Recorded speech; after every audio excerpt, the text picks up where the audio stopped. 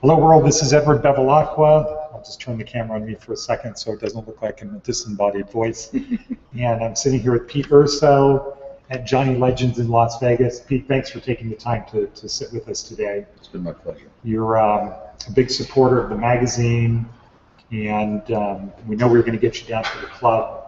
And our members have been waiting to see you. We did Tito and Tiffany. And now this is the next best thing. So thanks again for taking the time. Italian roots.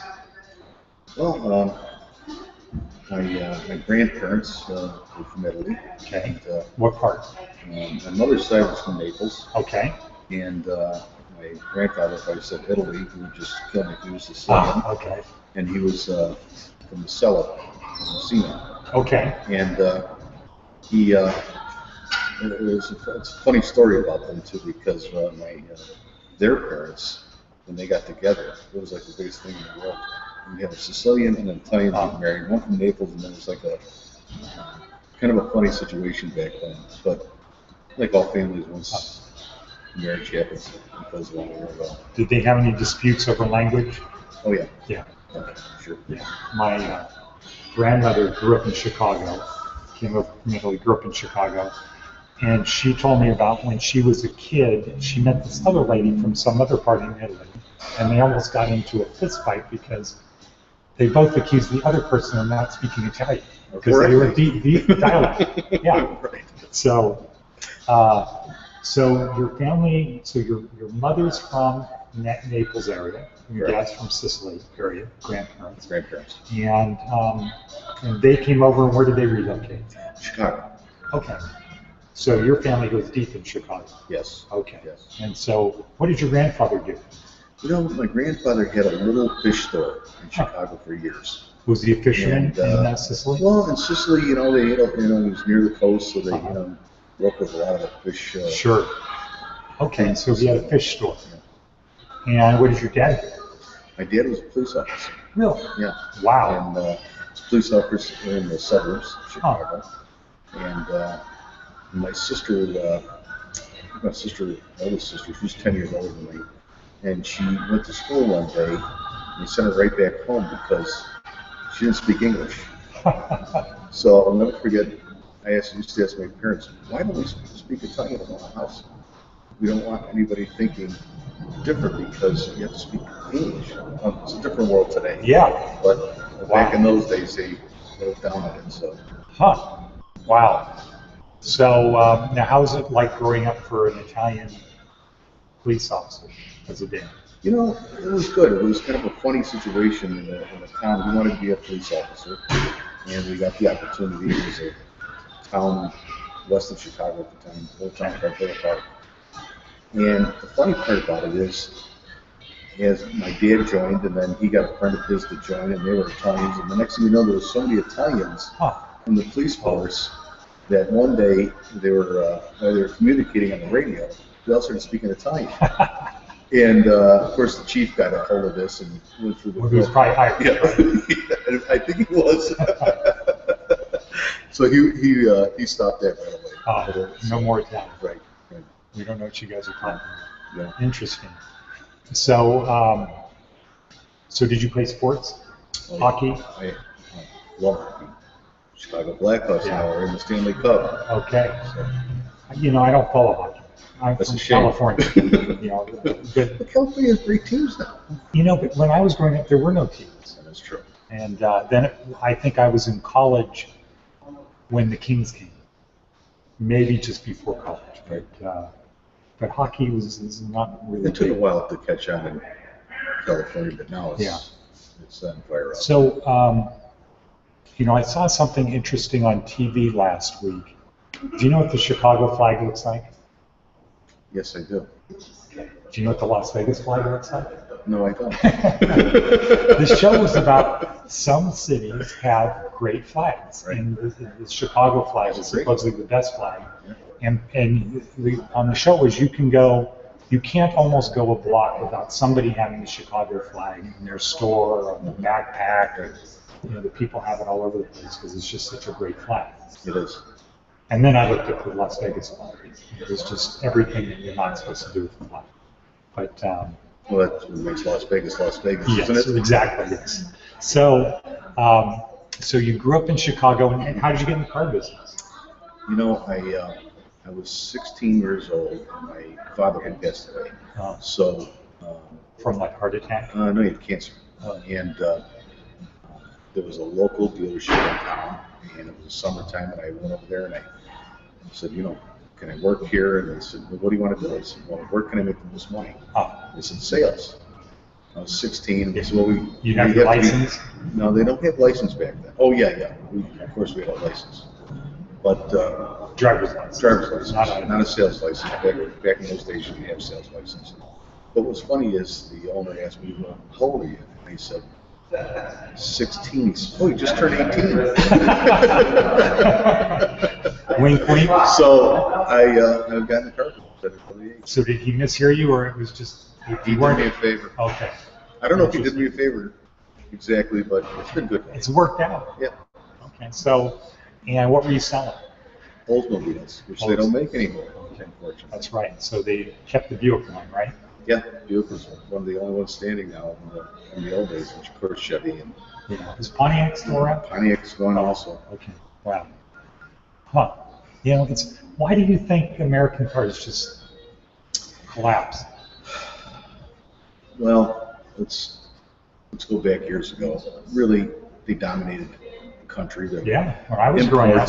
I mean, when I grew up too. I mean, I'll never forget the first time I saw a Toyota. They're not going to make it. And of course, the proof was wrong. Yeah. And we really believed in that. And you know, the cars were inexpensive really at that time.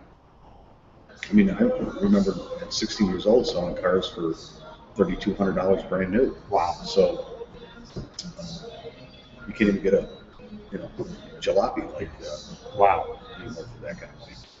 But you know, they dominated the United States, and actually, it was probably it's a good thing and a bad thing that the imports came in because it improved our cars today. Because they were pretty junky, or what?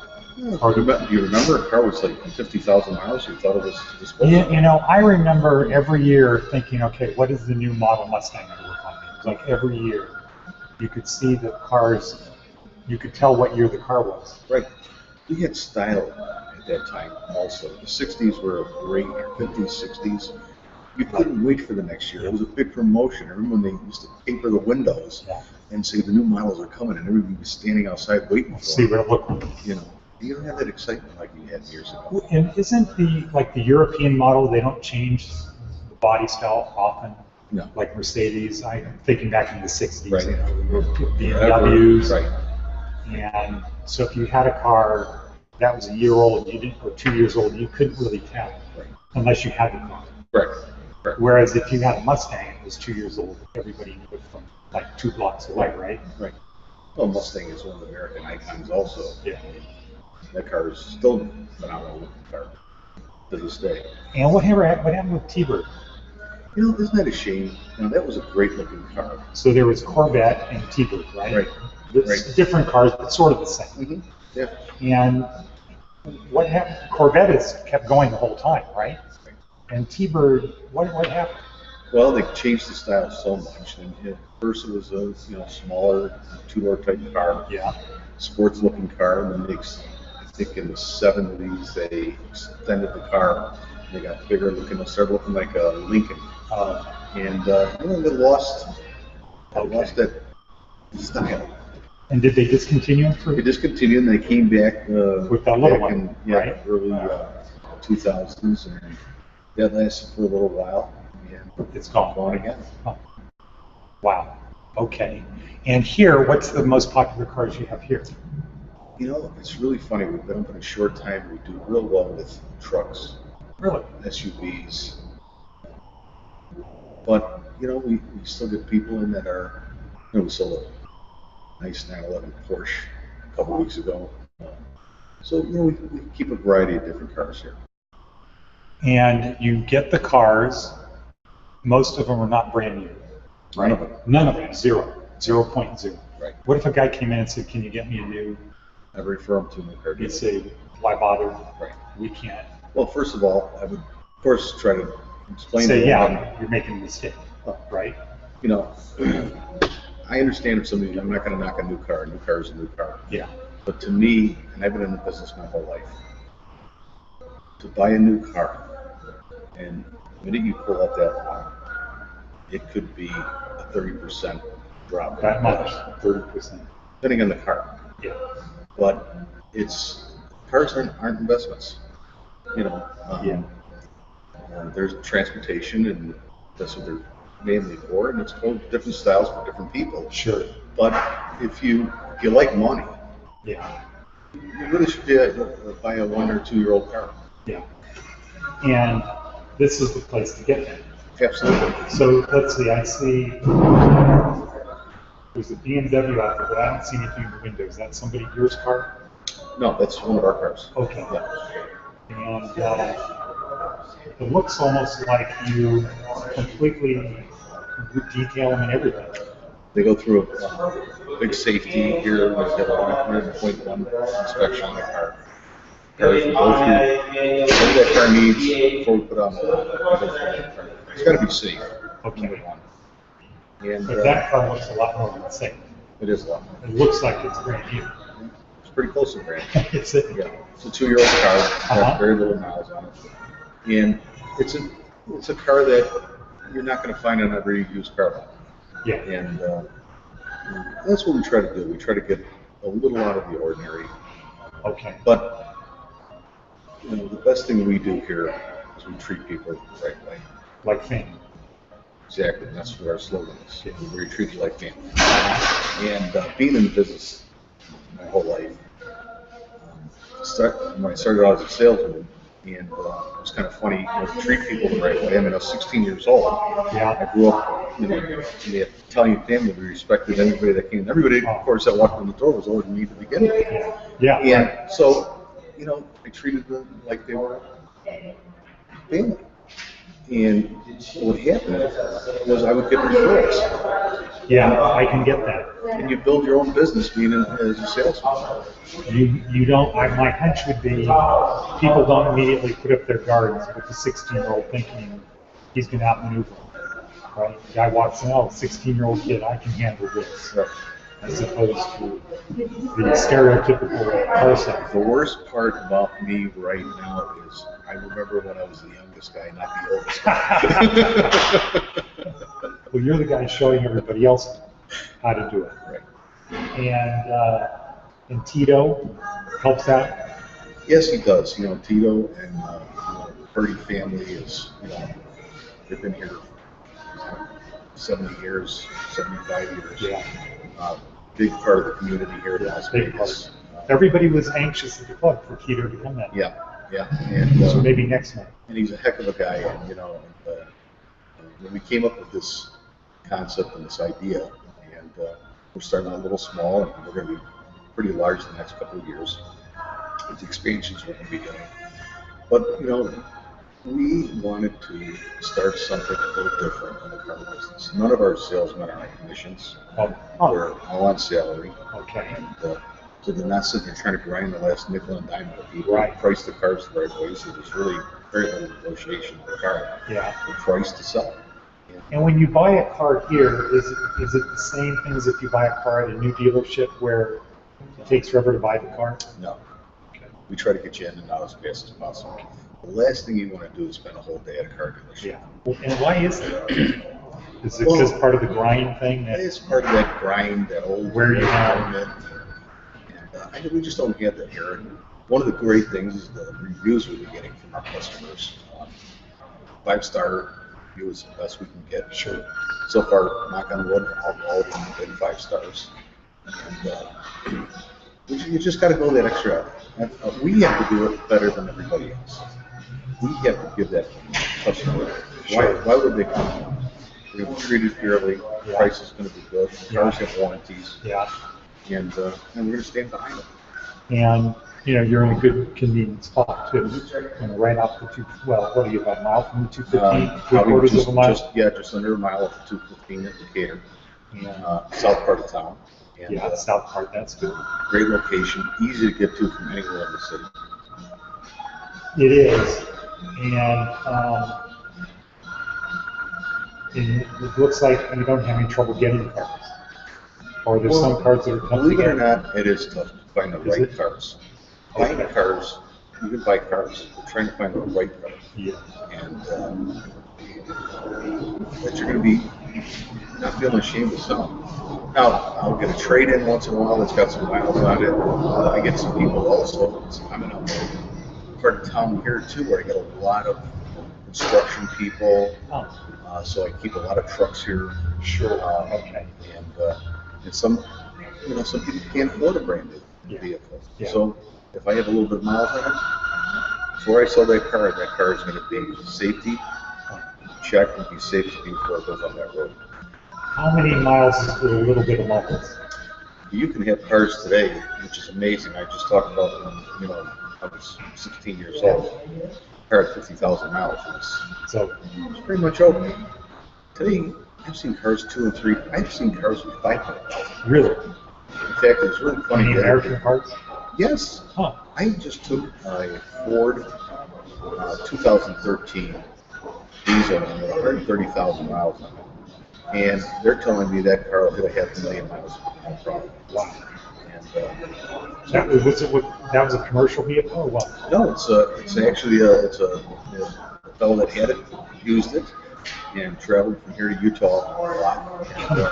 And, but a lot of cars. But when you think about that too, a 2-year-old car with that many miles on it, it's on the highway. Yeah, you can't do that all the time. Well, how many miles can a taxi drive? I bet you they're hitting 200,000 miles on those cars. Okay. And they're maintaining every day, right? Right. So the whole secret of a car is maintaining the car. If you maintain the car, that car will last you a long time today. Okay. And when you say that, oil, Tires, check your fluids constantly. Okay. Maintenance is really, everybody says it's big. It's not a big expense. Take it in, get that oil changed. Get the wiper blades changed. Put the tires on the car when it needs it. When the brakes need to be done, do the brakes. That sounds more like safety issues. Yeah, but that's what it is. Except for the oil, because that's a mechanical thing, right? Yeah.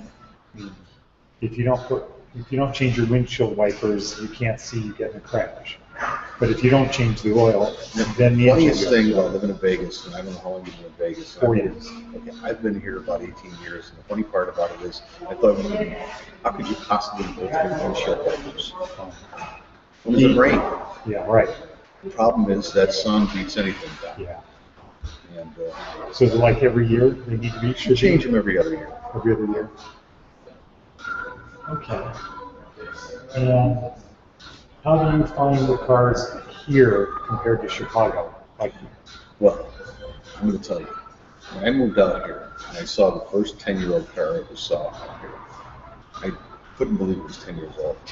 Growing up in the Chicagoland area with the salt and the weather, the cars just got beat up so bad. Okay. Out here, they don't have that environment. The worst thing I see here is the paint gets faded. Yeah. So in Chicago, when you have those kind of, I'm going to say, more difficult driving conditions, right? Because it's difficult to drive in the snow. Yes. Even if you're a good driver, still, it's not like here you can be. No. So do cars get dinged up more? Oh yeah. Back east? Yeah. And the weather just itself beats the car up. Okay. The cold weather. The cold weather, the rain, the salt, the snow, the environment, it's pretty brutal. And what about the inside of cars? What usually goes on that? Well, of course, depending on like you treat anything else. Yeah. Like when I said about maintenance, wash your car. Take care of your car. Because there goes when you the paint, have that investment, and like a lot of us, our cars are really second biggest investment we put in. Yeah. And it's funny to see some cars on the street. I can't. I'm trying to think, when's the last time you washed your car? Or you're driving back and he says, "Wash me." Well, wash the car. So is that really offensive to car dealers? People in the car business, you see a car that's that dirty, it's like that guy doesn't respect his car. Well, you should. Yeah. But you should. You should take care of what you have. Yeah. Maybe it's that Italian background. I was going to say, is that part of what you learned growing up? Right. So tell me about, so is it you and your sister? No, we have 7 out 7, okay. And what were Sundays like? Sundays, well, to me, it's a normal day of family getting together. Okay. And, here, I'm a used car dealer, and I can be open 7 days a week. Uh-huh. I refuse to be open on Sunday here. It's Close on family Sunday. day, we close. Losses, we can be open. Yeah. I'm not going to be open. That's the day that you stay with your family and sit around the table and Uh-huh. have dinner. So, like as Larry Rubo said at the club last month, so an Italian dinner takes 30 minutes to eat, and 3 hours later you're still sitting. Absolutely. Right? Yeah. Absolutely. But isn't that the way it's supposed to be? I think it is supposed to be that way. I think it is. And when I talk to people, not Italian people, because almost every Italian person I interview grew up in an environment where that's what you did on Sunday. Right. You had family, relatives over, whoever, neighbors, friends, and a lot of time talking around the table. But today, unless you're Italian, it's not common. And I have a challenge with my kids. They want to do things on Sunday. And, it wasn't brought up as a religious, I don't mean religious in the sense of religion, but just a fanatical, dogmatic thing. One of the guys we talked to, Reno Armini, who's from Italy, he brought his kids up doing that. One of his daughters, both of his daughters are married, and it's, you still have to come home on Sunday for dinner. There's no. Before my father passed away, older brother and my older sister, when they got married, still had to come to the home for dinner on Sunday. And I'll never forget my brother came over to my house, and he got there late. My dad was so upset that, to him it was disrespect. Why would you come 2 hours late? Now, of course, we were still sitting at the table. And that was before, yeah, right. Well, yeah, but Dad, what's the problem? You're still here. There's still food. And that was before cell phones, right? So, something could come up and it wouldn't be easy necessarily to contact and say, hey, I'm going to be late. For today, there wouldn't really be an excuse at all. Right. I don't know if that's a good thing or bad thing sometimes. It's terrible, and I said this the other day, me and Tina were having lunch somewhere, and I said, look over at that table. And there was a family sitting there, it was lunch hour, and all 4 of them had phones and texting, so none of them was having a conversation. And I'm telling you, it's the new world, but it bothers me. I got really bothered by it for the first time today, because I was at lunch with a couple people. This woman was always on her phone. She's getting calls, texting, and she wasn't initiating, she was responding. So my initial thought was, well, okay, you can't control people calling you, but when do you know not to call? So I got a call, I ignored it. I'm just picking up I'm busy or something in class. 7 minutes later, the same person called back. I'm in a meeting. 10 minutes later, the person calls back. And what flashed through my mind is, should I just turn my phone off? Because in the old days, people didn't have this expectation you call and somebody's going to answer. When somebody calls you and calls you and calls you, my initial thought is, okay, it has to do with my kid. Somebody's hurt, right? So you kind of feel compelled. The third call, should I answer because it must be an emergency? And so then it's kind of like, well, I don't really want to turn my phone off because what if it is an emergency? Right. It's terrible. But what did we do before people had cell phones? Yeah, well, we've all changed now. You can't leave without, you feel naked if you leave your house without your phone.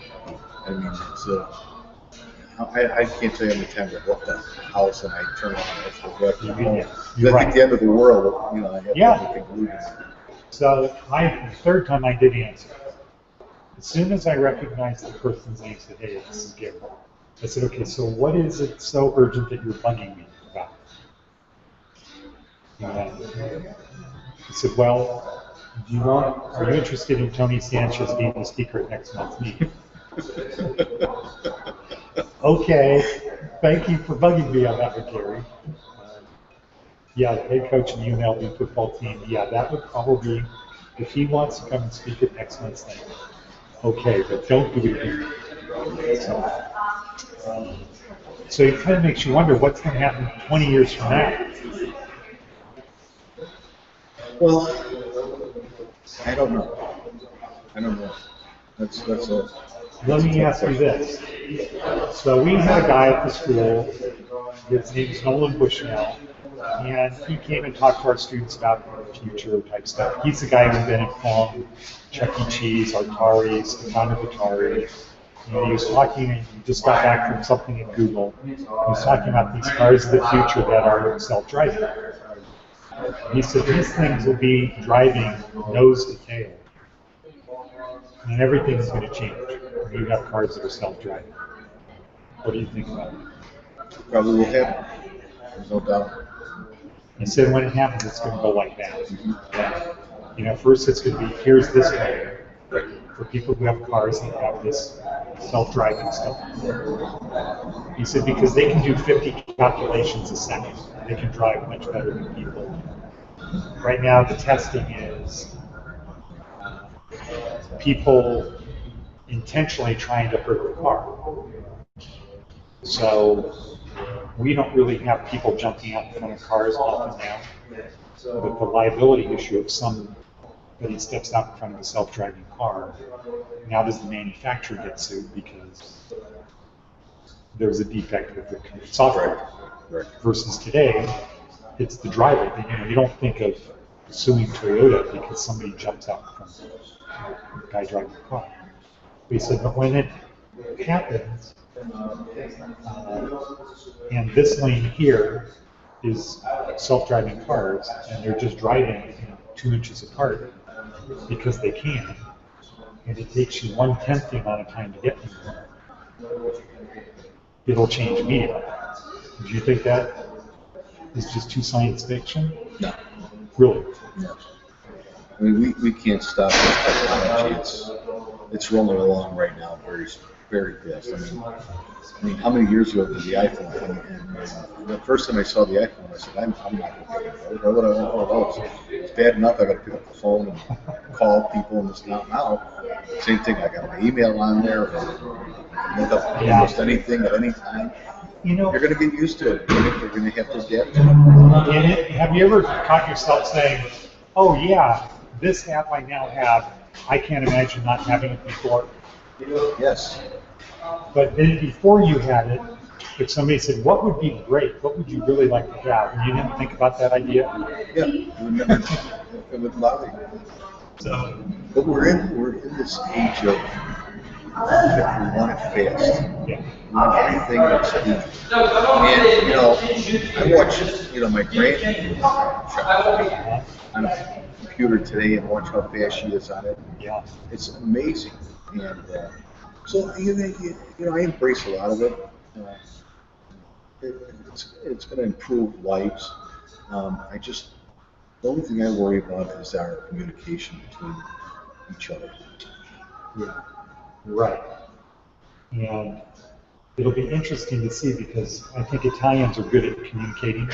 That's just part of, I think, one of the things that we're good at compared to other. Why does it take us 3 hours to sit down and have? Because we don't want to leave. Right. Yeah. And breaking bread with somebody is important. Yeah. Yeah. So, it'll be an interesting world. So, so you mentioned the Blackhawks. Won the first game of the Stanley Cup last night. And who are they playing? Tampa. Oh. Lightning. Huh. Tampa Bay. Who's favorite? We are. Oh. Chicago. Stupid question. What are you talking about? We're going to win this thing. Okay. And we played away in Tampa. And it was a decent game. It was 2-1. And we can win there again Saturday and go back home and close it up. I hope. Okay. What about baseball? I'm a diehard Chicago Cubs fan. Cubs. Okay. And which is funny because they haven't won a World Series in like 100 years. Yeah. And but they're the lovable Cubs. You can't help yourself. So is it true that if you grew up in a certain part of Chicago, you like the White Sox and that's it? Yeah, your South Sider is basically a White Sox fan. You don't cross over. You don't know. It's like two different countries. You can't be a White Sox. In fact, I have a good friend of mine who I love to death, and he's a White Sox fan. And the only time we argue is Cubs and White Sox. And now that they play each other, they never. Yeah, right. Yeah, right. Things have changed, of course, even in baseball. Yeah. And it's I love it. If the Cubs do win the game, I can't help myself. I gotta get on the phone. It's like where we live now here in Las Vegas, Chicago. When it rains and pours and snows and sleets in Chicago, I pick up the phone and how's the weather? I'm in the sun. So now I grew up in the Bay Area, so we had the A's and the Giants, and it was you could like the A's or you could like the Giants. It wasn't like you're describing in Chicago. Well, that might be between baseball, but it's not like that. Football. Well, football, you're right. It is a different breed of cat. Right.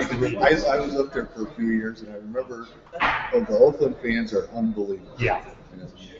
They're like the Chicago fans. Are they? Yeah. The Bear fans or what? Bear fans they're diehards. We don't care if our team's in last place. We're going to act like we're in first. The Cubs have, like I said, it's been 100 years for the World Series, and to go there is. Have you been to Chicago Wrigley Field? No. You're missing something special. You have to go there. It's one of the last McCoys. It's like Fenway. You have to go there. You have to watch a game there. They do have lights there, right? They have lights there. Okay, but I remember growing up, they didn't have lights. No.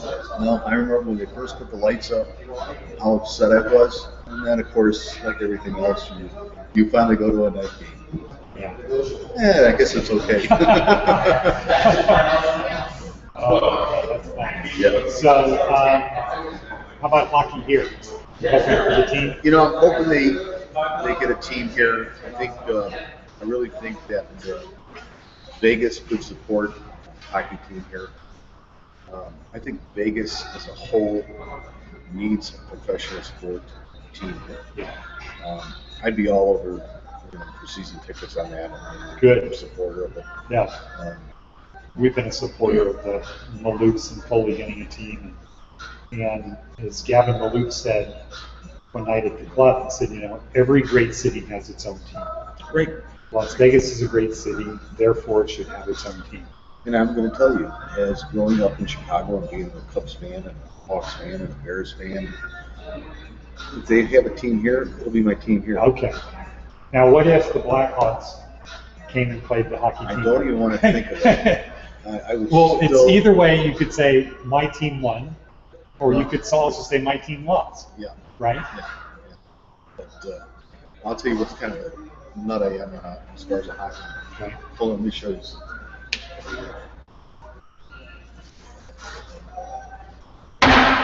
This I just got in today. Okay, so I saw it here on the desk. It is for my daughter, actually, and there. It looks like a real It is. not just a regular T-shirt, Reebok. Her name on the back. Wow. So you think I'm not a fan? I think you are a fan.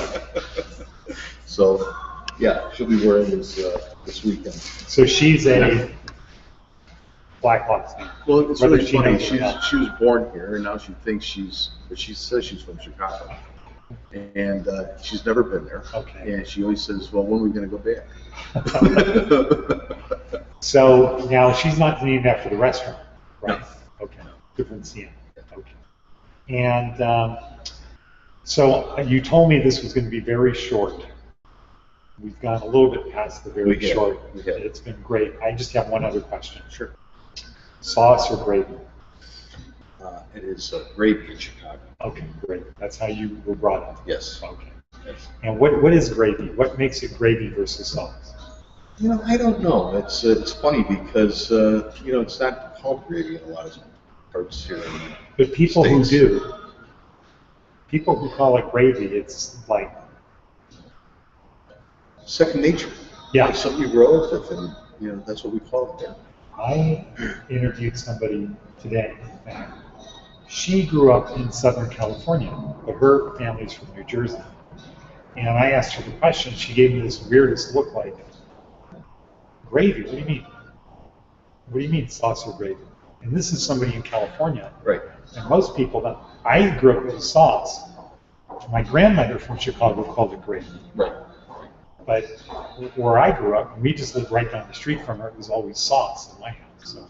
Well, it's funny that you said that because I was at a restaurant one time in Florida, and it was an Italian restaurant, which I think it was just the name was an Italian restaurant. And they brought the noodles out, and whatever the heck that was, it wasn't the sauce or gravy. I don't know what the heck it was. Can I get some more gravy? And the guy looks at me and says, "We don't have gravy." Well, I'll tell you a story that's sort of like that. Frank Bonanno from Fifth Avenue Restaurant Group told me he grew up in New Jersey. And he said when he was a kid at 7, he was invited to a friend's who wasn't Italian for Thanksgiving. And the mother said, "Would you like some gravy with your potatoes?" And for him, gravy was tomato sauce. Right. And he to this day, he's 74 years old. He said, "I remember just like it was that day, thinking, who would put gravy on their potatoes?" Me, I put on everything. Oh, okay. Perfect. That's a great ending to the interview. Pete, thank you very much. And anything that we can do at the club or the magazine, just let me know. Absolutely. And you know, we're here. You're a big supporter of the community, and you know, we're glad to have your support. Glad to have you as part of the community. And anything we can do, you know, we're committed to doing. Well, to be honest with you, it's a privilege being part of your club there. Okay, good. So, well, anything I can do to support you. All right, well, come next month is what you can do. Okay. Oh yeah, the other thing is to write an article for the magazine.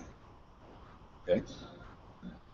You want me to do that? Absolutely. I thought we talked about that before. We'll do it. Okay, good. All right. Well, thank you, Pete. Thank you, world and members of the club. Until next time, we're signing off from Johnny Legends. You just call it Johnny Legends? Johnny Legends Auto Sales. Auto Sales. Johnny Legends Auto Sales. Okay, thank you, Pete. You got it.